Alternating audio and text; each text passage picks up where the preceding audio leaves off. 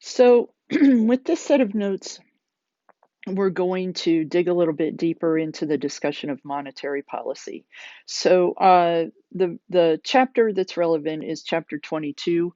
I think that, as I indicated on Canvas, the first part of that material, you might be better served by just watching the videos that I linked in from the Federal Reserve website.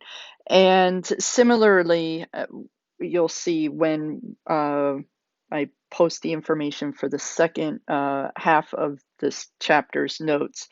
You may find it more convenient to read an article that I link in from the Federal Reserve as well. So anyway, what we're going to be doing is talking about monetary policy. So I want to think just generally what we mean by a central bank and monetary policy. We'll talk a little bit about the institutional structure of the U.S. Federal Reserve System. And then in terms of thinking about the Fed's functions and purposes, there are five, and what we'll do is take a little bit of time talking about one of them, financial stability, and then this is the lender of last resort role. And then, as we'll see, this TBTF is too big to fail. And so we'll talk about that and then shift our attention to monetary policy. So, what I want to do in this set of notes is kind of lay the stage for what will be more technical material that happens in the second part of the notes. So, indeed, when we get to like here, this should be review material from our prior discussion. The second part of our discussion will be a new set of notes altogether, and I may, in fact, split this into two pieces as well. I'm still trying to decide what's going to be most efficient. But we'll define what we mean by the federal funds rate. We've kind of danced around this a little bit in our earlier discussion, but cast it in light of the market for reserves. And so then in that context, think about how it is that the Fed chooses its target for the Fed funds rate. So this would be relevant, say, to the position of the monetary policy curve that we talked about in the previous chapters. And then once we've kind of thought about how the Fed would like its target or what the Fed would like its target to be, we think about how the Fed actually achieves that target. And in the course of that, we'll talk about what's known as conventional tools for monetary policy, which, if you've had macroeconomics in, say, high school, are going to be different from what you saw. There have been some abrupt changes that have happened in the last over the last several years, but certainly even starting last spring. And then we'll talk about unconventional monetary policy, and then wrap things up with just some final considerations, which culminate in the probably not so unobvious conclusion that conducting monetary policy is challenging. So, in terms of preliminaries, most countries have a central bank that will serve many functions. So, in terms of the three biggies, a country's central bank will supervise and regulate the financial system so as to promote financial markets, financial system stability. Where again, we've noted that the more stable is a financial system, the more predictable our saving and borrowing in the economy, the higher would be the level of investment, other things equal, and the faster would be economic growth. Central banks also provide financial services to both the commercial banks as well as the central or the federal government. And then the one that we're going to focus on in a big way over the course of these notes is the idea that central banks conduct monetary policy. And monetary policy, in terms of our formal definition now, is, as the authors of the textbook describe it, the process of setting interest rates in an effort to influence aggregate macroeconomic activity, like the output gap, unemployment, inflation, and so forth. In the United States, the central bank is known as the Federal Reserve System, often shortened to the Fed. This is a quasi independent public-private type of entity. Um, and we'll talk about that in a little bit. So this is this schematic kind of describes the Federal Reserve System. So overall, the Federal Reserve System is comprised of the Board of Governors, located in Washington, D.C., and 12 Federal Reserve District banks. And so I'm going to bounce to the next slide and then come back. These 12 Federal Reserve District banks are located throughout the country. It seems probably kind of peculiar that there are so many of them in the Midwest going to the east of the United States, and only four, roughly speaking, to the west of the Mississippi River. Um, this is a reflection of what the situation was in the United States when the Federal Reserve was created. So the Federal Reserve System was created in 1913 in response to a series of financial crises. There were efforts to create central banks as early as the kind of early post-Revolutionary War period. I have a link in Canvas to the influence of Hamilton. So if you think of, if you're a fan of the Broadway production, you'll know that there's reference to the Bank of the United States, an early precursor of the Federal Reserve System. But when the Federal Reserve System was created, the population centers were on the east and a little bit to the Midwest. And so the effort, consistent with not having overly centralized government in the US, at least as a political ideology, led to the creation of these district banks scattered throughout the country. And the idea, in part, was that these district banks would be able to more accurately report what was happening at a regional level. And with that, there would be better information in the construction of monetary policy that would be applicable to the country as a whole, instead of being dominated, certainly at the time that it was created, by East Coast banking institutions. Interestingly, Missouri is an interesting state. We have the St. Louis Federal Reserve located there, and in Missouri, on the Missouri side, is the Kansas City District Bank. So Missouri is kind of a neat state in the sense that it has two Federal Reserve District banks located in it. So coming back to this schematic of the Federal Reserve System, again, there are these 12 Federal Reserve banks. Each of them has a district bank president.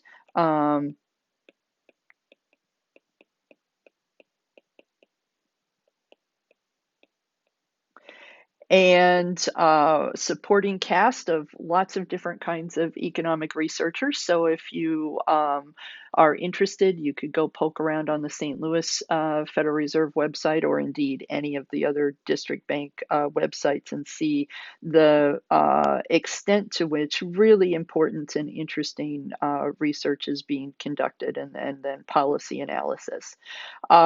There is, as I said, in Washington, D.C., the Board of Governors. When the Board of Governors is fully staffed, there are 7 governors,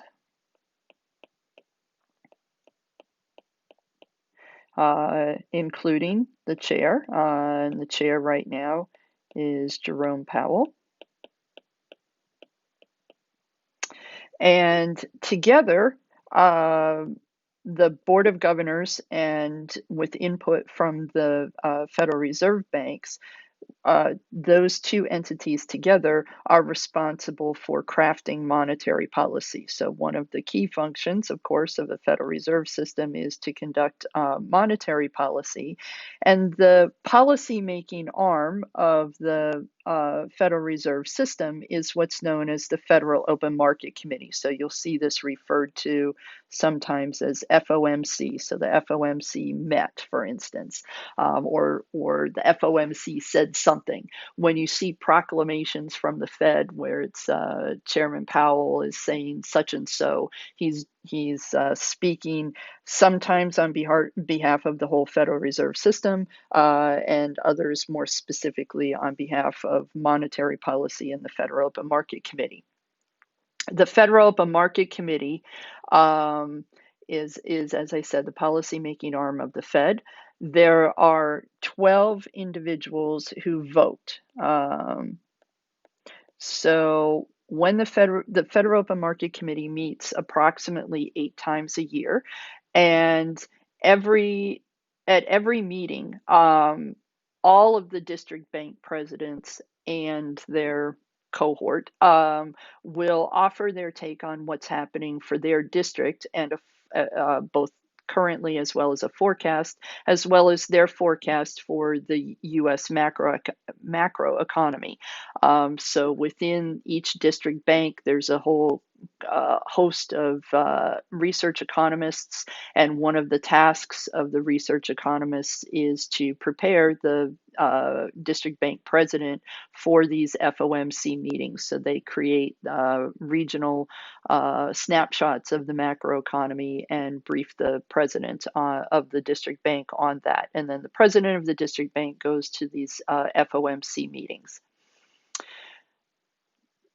After the forecasts and assessments of current events have been given, then the FOMC will discuss everybody who's participating in the FOMC meeting will discuss what the right policy choices should be for the economy, given the outlook that they have, and then secondarily, how that policy change or at least or perhaps maintenance of the prior policies, how should that be effectively communicated to the public? So at this point, then, as I said, there are 12 people who actually vote on the conduct of monetary policy. These 12 people are the 7 people on the Board of Governors.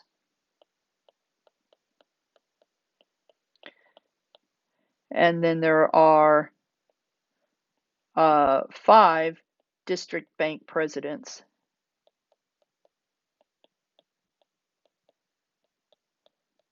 Who vote. Of those 5, one is always the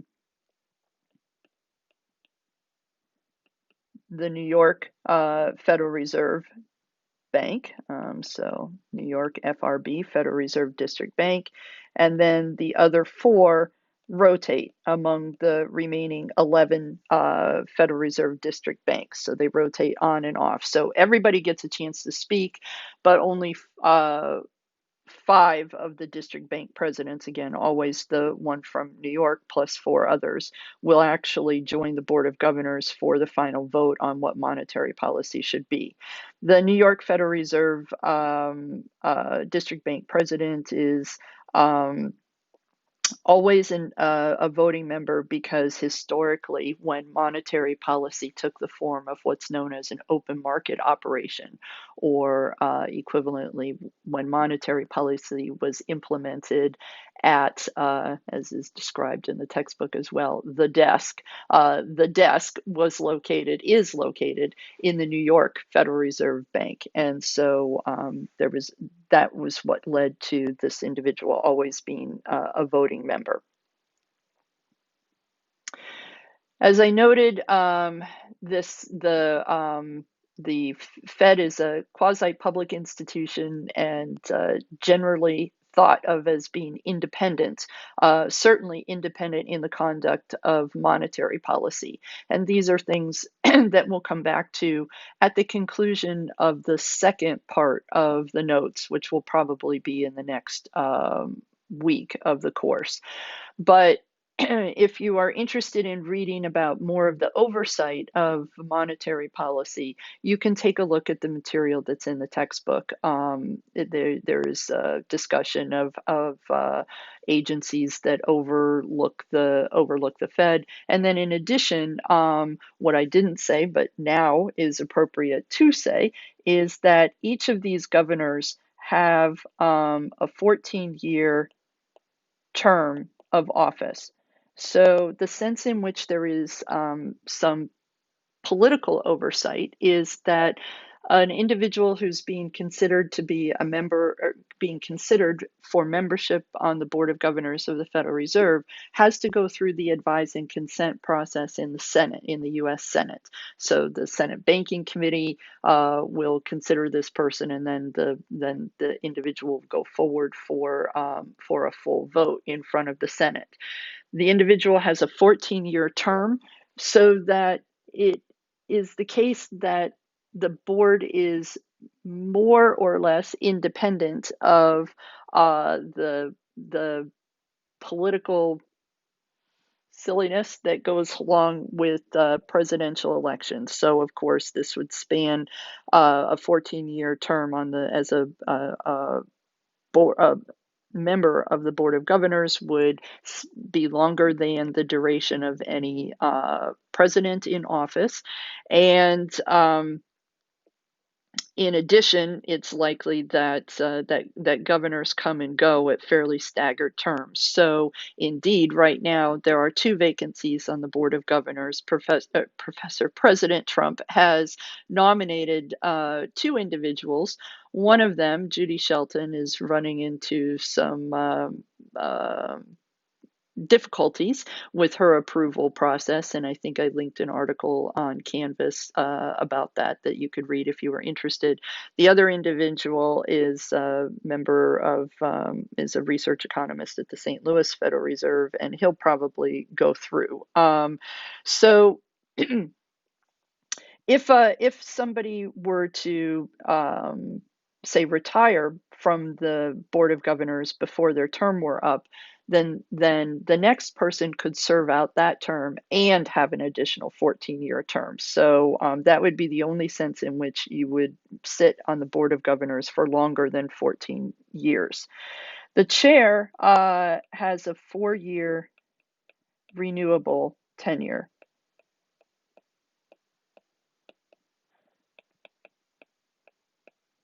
So indeed, it was President Trump who appointed Jerome Powell to the chairmanship position, and there is some early speculation, if you dig into the weeds of the press, as to whether President-elect Biden will reappoint Jerome Powell or will go with somebody else.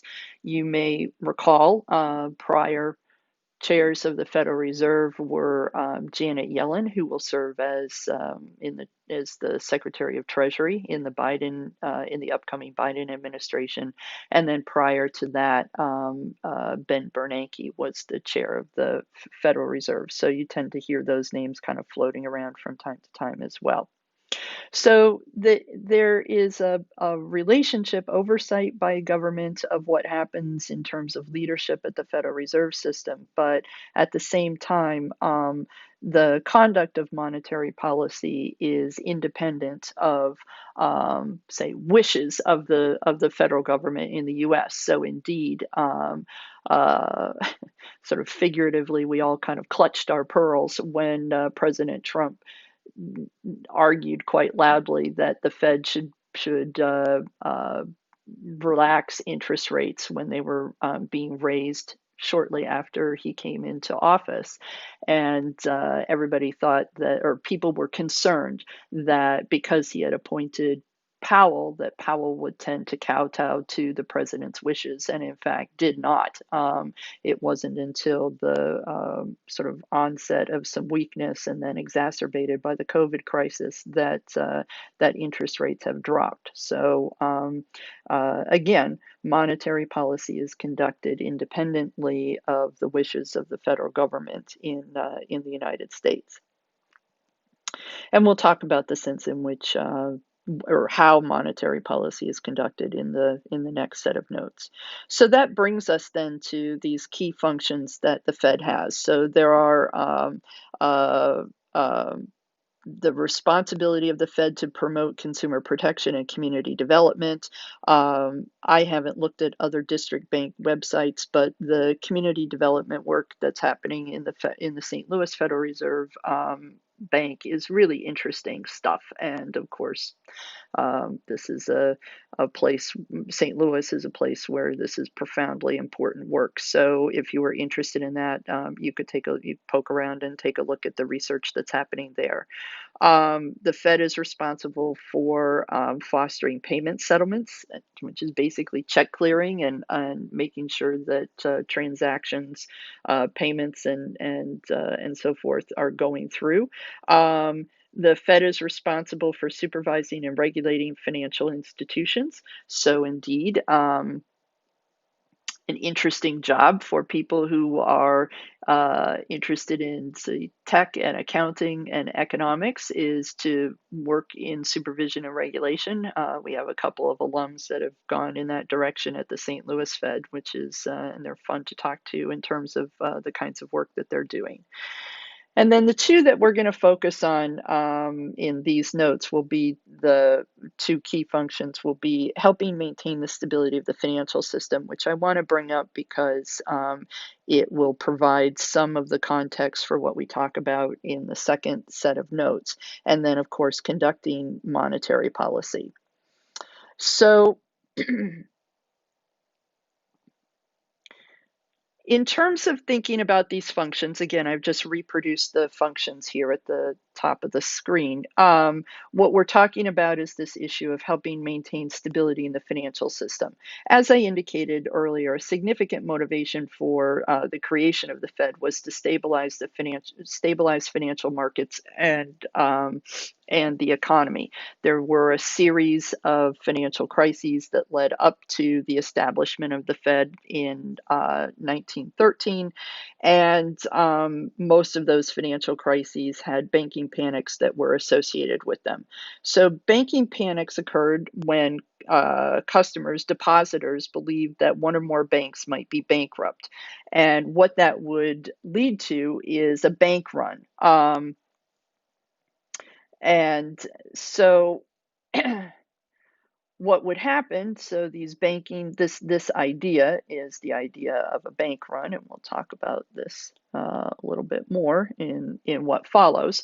But what would happen is that depositors, fearing that they wouldn't be able to get their funds, would rush, and the phrase run is because literally people would run to the bank to try to withdraw their funds. And that would leave banks with inadequate reserves ultimately to meet the demand, this ongoing demand of people running to the bank to get their funds. So, what I want to do, because we're going to be using this idea of reserves at several other points in these notes, is to just think about this for a moment.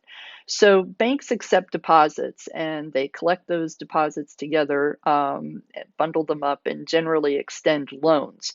And the question, the thing that allows banks to be profitable is this idea of fractional reserve banking. So when you make a deposit, the teller, if you even deal with a teller, doesn't smile and take your check or your cash and put it in a drawer that just has your name on it.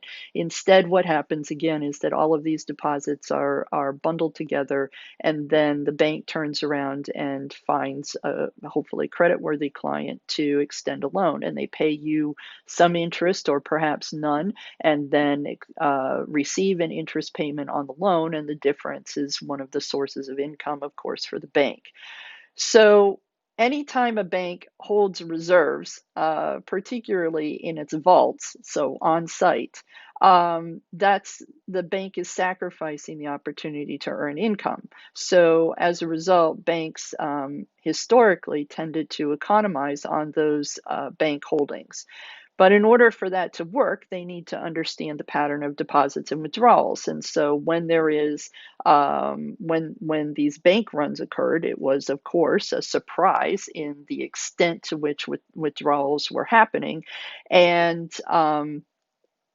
that then led to there being less and less reserves on hand. So funds, by this we mean especially in the old days.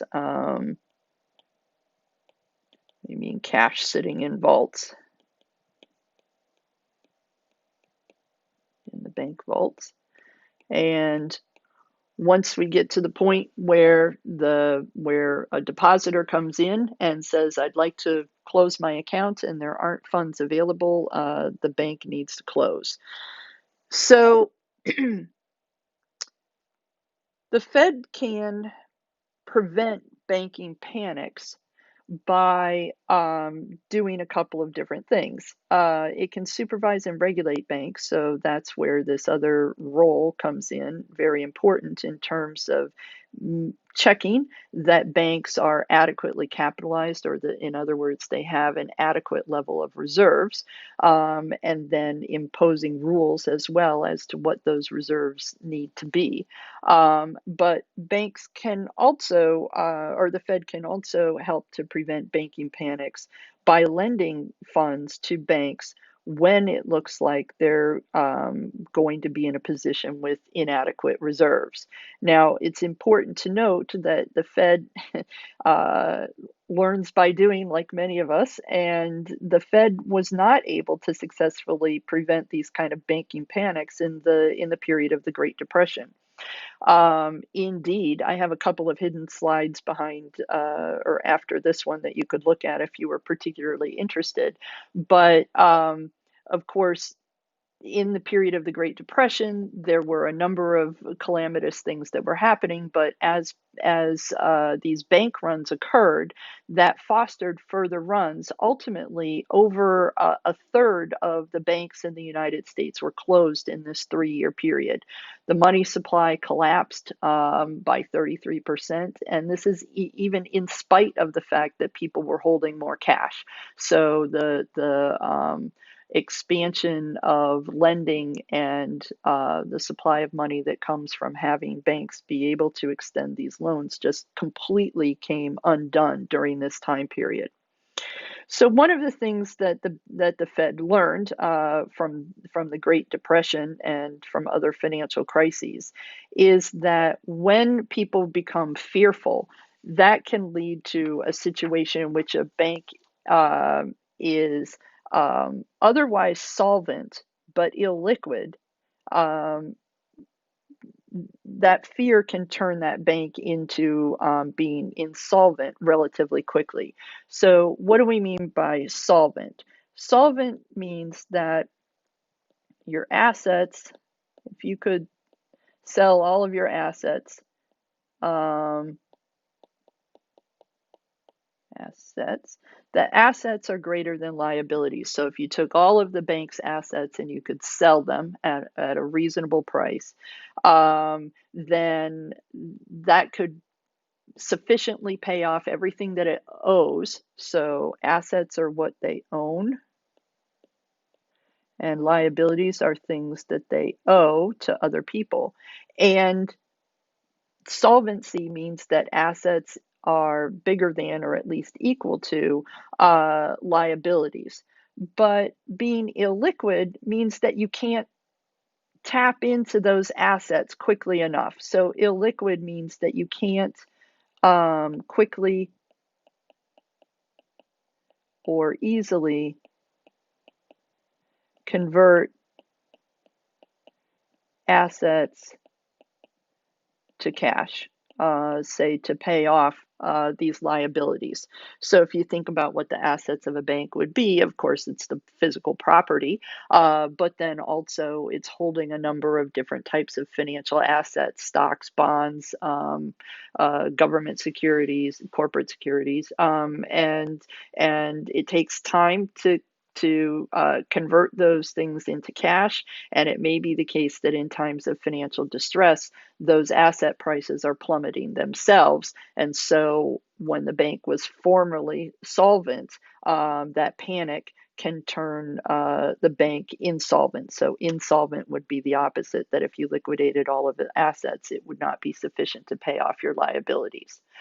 So the government and the central bank can be a source of market confidence to diminish the existence of bank runs and systematic failure in the financial system.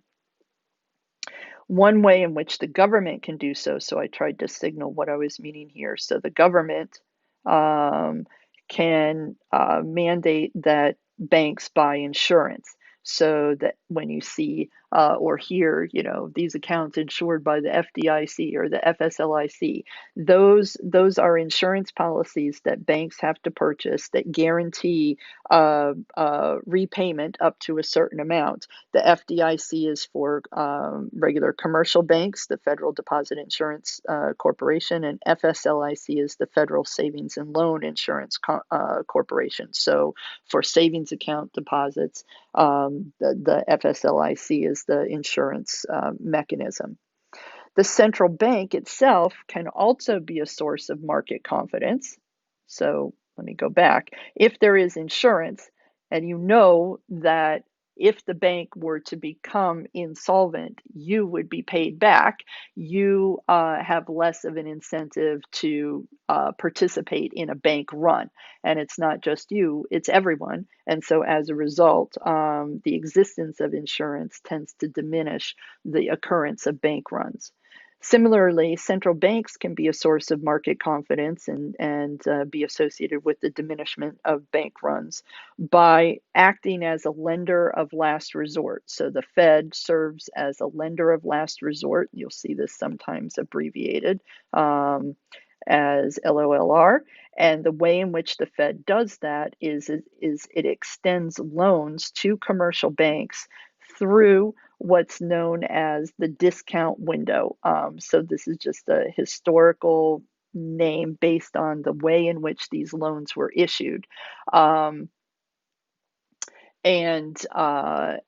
so the Fed then can serve as this lender of last resort.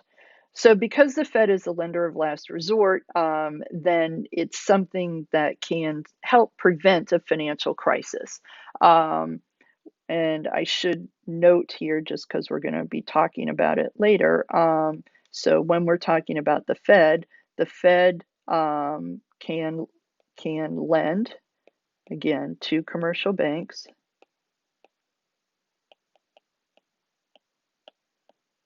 And we say, again, a bit of a historical anachronism, but at or through the discount window.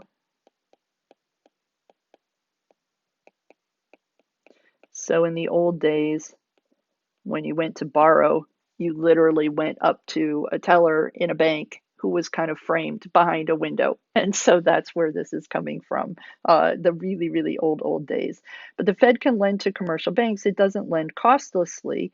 It lends at what's known as the discount rate. So the discount rate, in other words, is the interest rate, one of two that we're going to focus on, that the Fed sets. It's not a market rate. It's one that the Fed sets.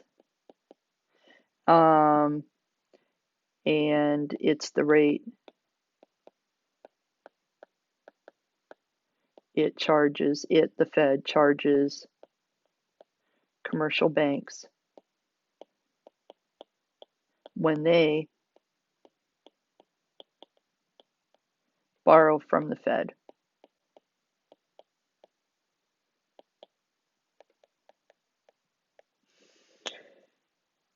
So when this happens, when the Fed is lending to commercial banks, it is said to be acting as a lender of last resort. So this has both positive things that can happen and potentially distressing things that can happen.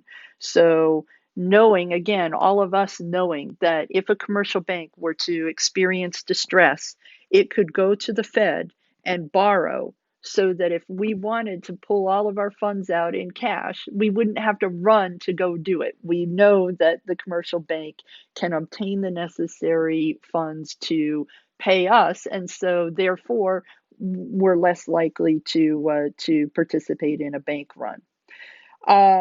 The Fed can also serve in a similar capacity to a broad set of financial institutions in the US economy. And so it's not only promoting the stability of the commercial banking system, but also the broader financial system. And we'll talk a little bit about this again in the next set of notes. It is the case that this is a risky proposition, so the Fed can, and it's possible that it could lose money when it makes loans to failing financial institutions.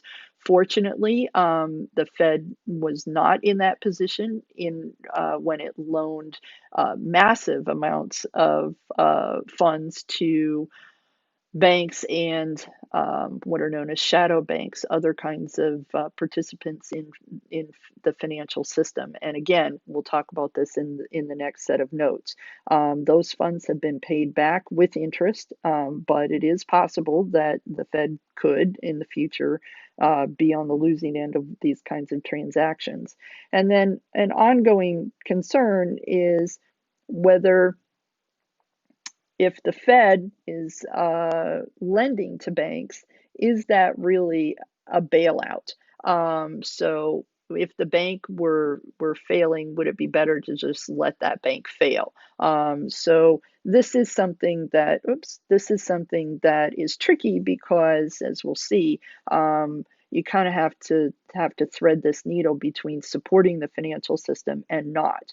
So what I want to do is suggest to you that that the Fed lending through the discount window can be really, really important. So one example would be after 9/11. So when tragically these planes hit the World Trade Tower and crashed in Pennsylvania and also in the Pentagon, there was, of course, you know, tremendous amount of angst, but some were particularly concerned about the prospects for the United States because of the extent to which the U.S. relies on the health of its financial system. Within hours of those attacks, the Federal Reserve made public statements along the lines of "We stand behind the financial system and will do whatever it takes in order to ensure stability and calm." And that includes lending to commercial banks and other financial institutions, whatever they need. That was a really, really profound and strong statement. If you're interested in that kind of historical period, you could go back and look at news articles on 9/11 and 9/12. So, indeed, to kind of show you the magnitude of importance and the extent to which this mattered as a source of calm. What I have here are borrowings from the Fed. This is borrowings by commercial banks from the Fed through the discount window on a weekly basis. And so you can see end of August and the week leading up to 9/11, very, very, very little amounts of borrowing from the Fed. Here is day after commercial banks went to the Fed in record amounts at the time and borrowed in order to promote financial market stability. And then you can see with each successive week, it kind of trailed off. And by 3 weeks later, while the national tragedy was still unfolding, at least from a financial markets point of view, things were relatively calm. We were kind of back to more or less where things were before. This is also important to think about in the context of the Great Recession. And indeed, I don't have a picture of this right now, but we'll see some evidence of it in the next set of notes in the Fed's response to the onset of the COVID pandemic. If we think about what happened in the wake of the financial crisis, around the time that several large commercial banks and other kinds of financial institutions were experiencing distress. Again, the Fed said, "We stand here to support the financial system as best we can." And you can see the profound run up in commercial bank borrowing from the Fed. And I include September 11 in here just because that was historically profound at the time. And then you can see the massive amount of borrowing that occurred in the wake of the financial crisis. And we will show then the next massive amount of borrowing and other kinds of things that the Fed has done in response to the financial crisis and the COVID pandemic in the next set of notes. But it is the case, as noted, that the Fed can both provide confidence, but it could also be a source of what's known as moral hazard. So this is a basic problem that's associated with any kind of insurance. So what moral hazard means is that there is a lack of incentive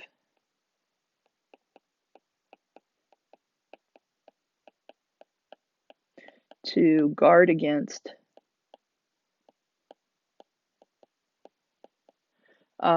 risk when where one could be you or me, or it could be a commercial bank, is protected from its consequences. And how would you be protected from its consequences? Via insurance.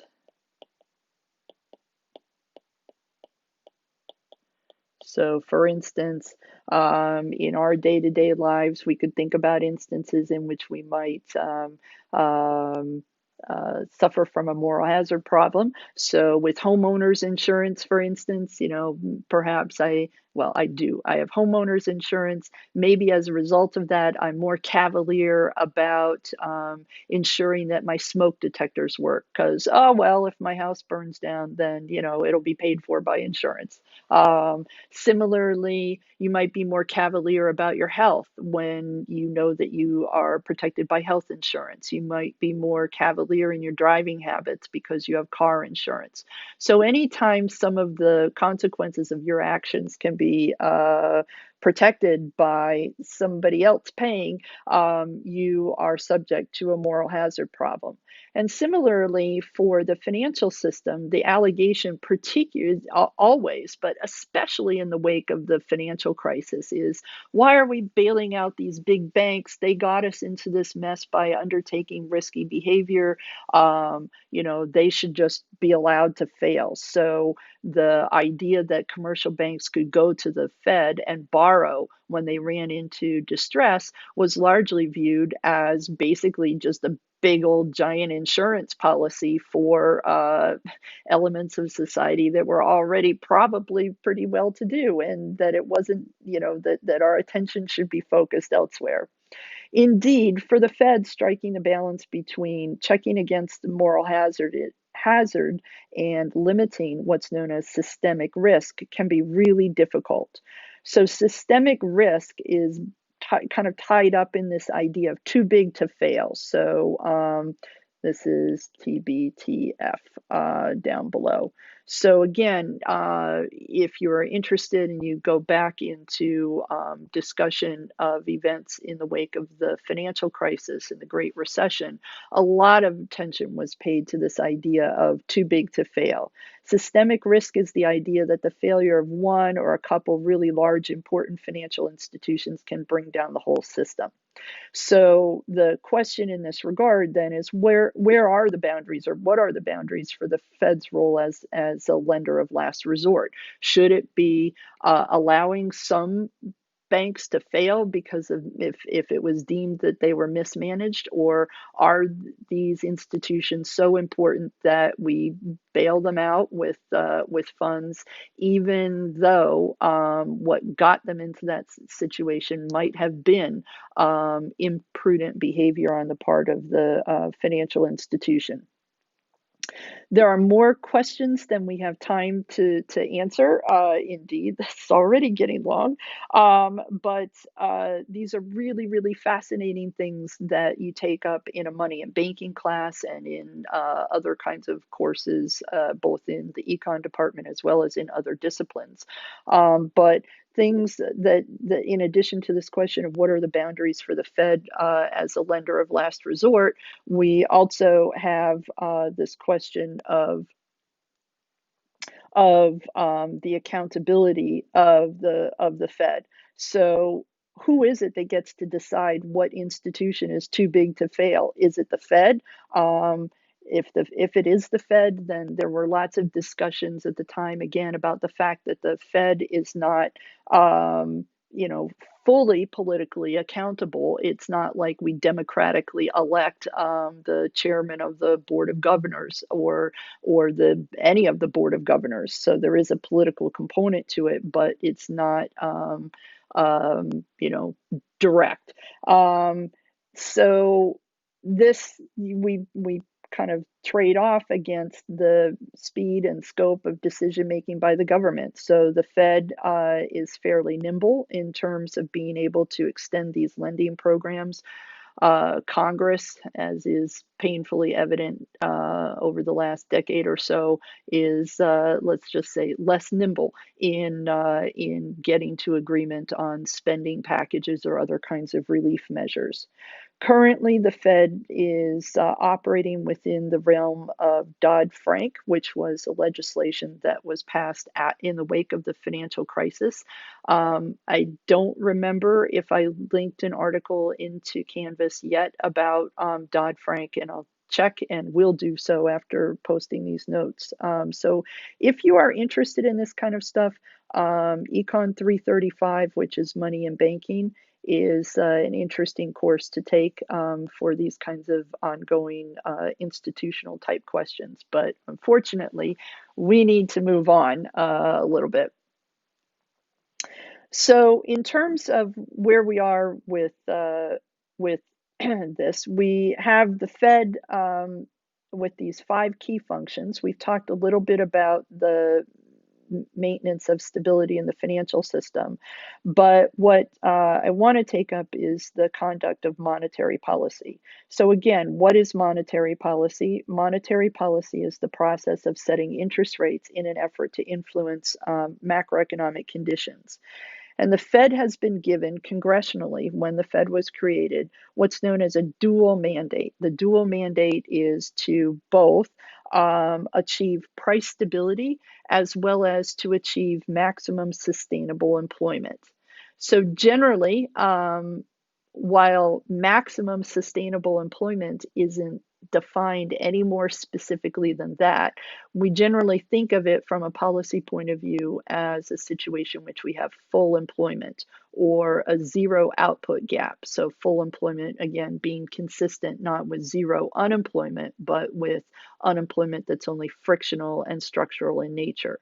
But again, I want to emphasize that neither numerical definition for maximum sustainable employment nor for price stability is part of this mandate. The Fed gets to choose what it wants to do. So indeed, in that context, we could ask for price stability, what does that mean? Does it mean literally that prices are not changing? So in other words, that there's zero inflation? Or does it mean that the Fed should establish a low and stable and predictable rate of inflation? And if so, what is that level? So in the US, the Fed has a publicly, oops, spelled wrong, sorry, but we'll clean that up. Spelling, sorry. Publicly stated inflation target as its goal. So, not that it is legally mandated to achieve that goal. It's not, in other words, a rule. It is a choice. It is a discretionary policy choice that the Fed has, and it has represented that as the formalization of price stability. So, indeed, the inflation target that the Fed has established is an inflation target of 2%. We'll have a little bit more to say about this. I think in these, yes, in these notes, and then also in the next set of notes. In some countries, there's an inflation target, and it's a rule, which means that if the central bank is not hitting that target, it needs to undertake actions to do that. And so it's a little bit more relaxed from in the US, and we'll talk about that at the end of the next set of notes. One thing that you may want to read a little bit more about is this question of why not target 0% inflation. I think that the description in the book on pages 562 to 563 is pretty good. So I don't really need to sort of restate what's, I think, pretty clearly stated. But let me just note that there are a number of different reasons that are given as to why an inflation target is not at 0%. One of these things is because inflation kind of the presence of positive inflation can make labor market dynamics a little bit smoother. Again, the idea would be that firms sometimes need to have real wage cuts, and you can achieve that by holding nominal wages fixed in an era of positive inflation, right? So if your nominal wage is fixed and prices are rising, then in real terms, purchasing power goes down. But that can be something that can be helpful from the perspective of a firm. If it is the case that real interest rates are what, because it is the case that real interest rates are what drive spending behavior, then it's also important to note that if inflation is zero and interest rates are zero, then the real interest rate is also zero, and there's nowhere else to go with it. If, on the other hand, the rate of inflation is positive, and even if nominal interest rates get to zero or very, very close to zero, then it's possible for the real interest rate to be negative, and that can be something, again, that can stimulate spending. So if it is the case that we were to absolutely have this as a target of zero, then it limits the extent to which the real interest rate can adjust downward. Third,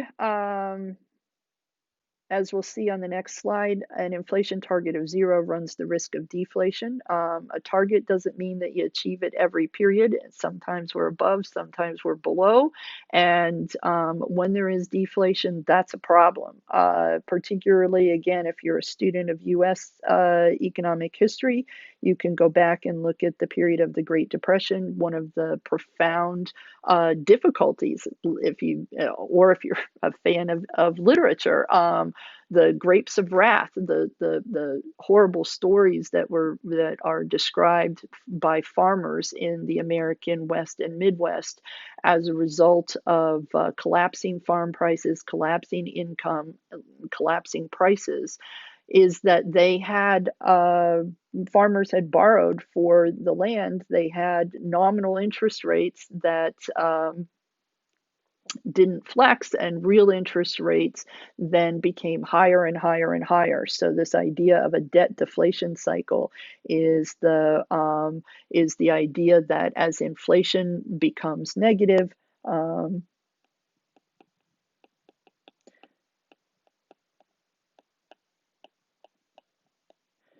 real interest rate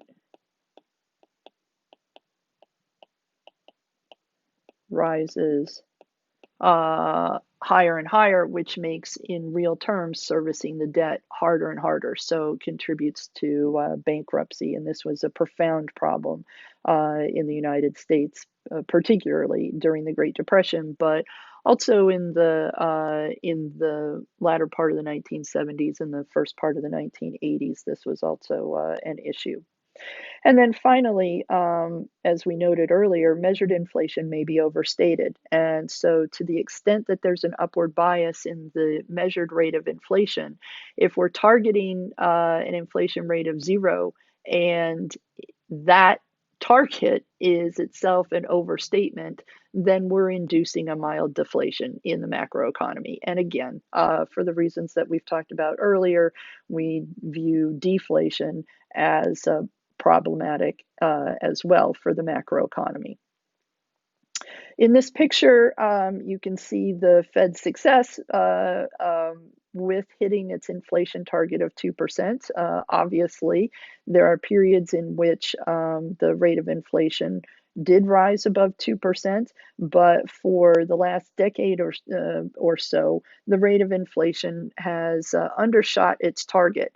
What I have here, if you pull up this as a presentation, are links out to some articles that you may find interesting if you want to read deeper into this. You're not obligated to do so. But in particular, last summer, the Federal Open Market Committee has came out with a statement that they were going to more aggressively target inflation and the output gap, putting renewed emphasis on employment and raising employment, reducing unemployment, and as well making efforts to have the actual rate of inflation ride above 2% for an extended period of time so that the average rate of inflation was hitting that target. So it's an interesting shift in priorities for the Fed. So it'll be interesting to see how this turns out.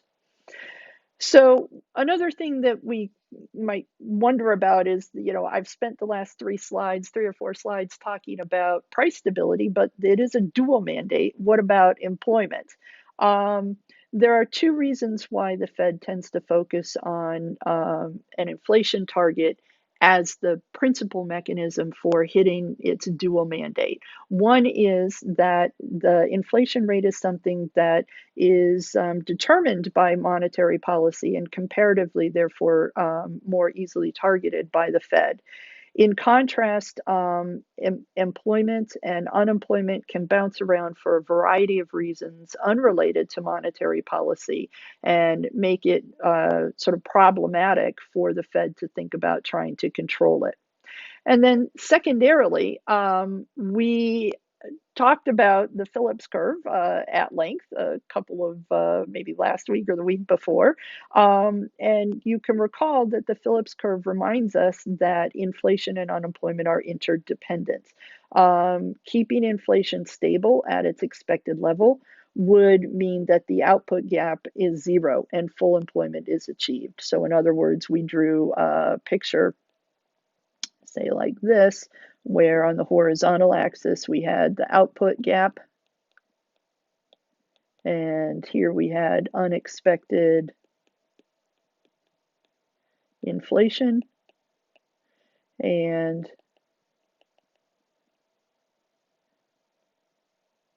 right, this was our characterization of the Phillips curve. When this is zero, there is zero unexpected inflation. The measured inflation is the one that people expect, which presumably would be the one that the Fed is targeting. Then that's why people expect it. And so, as a result, if the Fed is successful in targeting a level that people believe, and so this issue is going to go into credibility later on. So credibility of the Fed is important, as we will see in the next set of notes. Then it's possible for the Fed to achieve both of its objectives, maximum sustainable employment and price stability, by strictly focusing on, well, or by devoting more attention to its inflation target. For this slide, this should be largely review. So what I want to do is to just remind you that we talked about monetary policy impacting the macroeconomy through this ISMPPC framework. We said that when it is the case that the Fed establishes a target for an interest rate, it's effectively establishing a real interest rate. We noted that households and firms and the rest of the world are reacting to changes in real interest rates by altering their spending. So when real interest rates fall, then we talked about the quantity of spending rising and vice versa. And so it is the case that we can think about, we could just sort of stop here, but I want to go just a little bit farther. So some spending is directly related to movements in short-term interest rates, like movements in the Fed funds rate. Credit card interest rates, for instance, are tied to the Fed funds rate, as are some other important examples. But a lot of spending by households and firms and the rest of the world is driven by longer term interest rates. And so, just as I want to be kind of quick in what's already a long discussion here, what I want to think about is how is it that changes in short term interest rates are going to percolate through to longer term interest rates. So if we think about, mortgage rates, people will buy a house with a mortgage with a 15-year loan or a 30-year loan. Firms as investment projects are long-lived projects. So there are longer term interest rates that matter. For those of you who are finance people, you will recognize that we're about to be talking about the term structure of interest rates and the yield curve, although I'm not going to develop that in a formal way. What I want to do is just suggest that to a first approximation, if we think about a long-term loan where we lent money to somebody, say, for 5 years, we could do that for 5 years all at once, or we could engage in 5 1-year loans, for instance, or even more, multiples of 5 shorter term loans. So we're going to focus on this. So if we had, for instance, a 5-year loan, we could do that all at once, or we could do 5 1-year loans.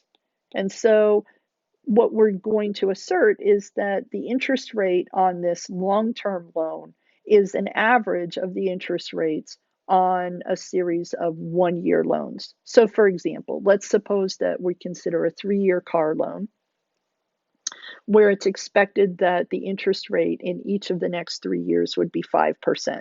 Well, then the average of that, 5 plus 5 plus 5 divided by 3 is 5. So we're going to imagine that the 3-year car loan would have an interest rate over that duration of time of 5%. Well, let's suppose that the Fed pursues expansionary monetary policy and short-term interest rates are expected to fall from 5% to 4% for 2 years and then maybe return to where they are. So we have the 2 4s and then maybe go back to where they are. How would we think about this transaction? Well, again, I would think about lending for 3 years at some interest rate, or lending for 1 year at 4%, another year at 4%, and then the third year at 5%. So on average, the interest rate with that transaction would be 4.33%. So what do we observe? We observe that when short-term interest rates are cut, that we would expect that that would translate or percolate into longer-term interest rates also falling. Generally, this is true.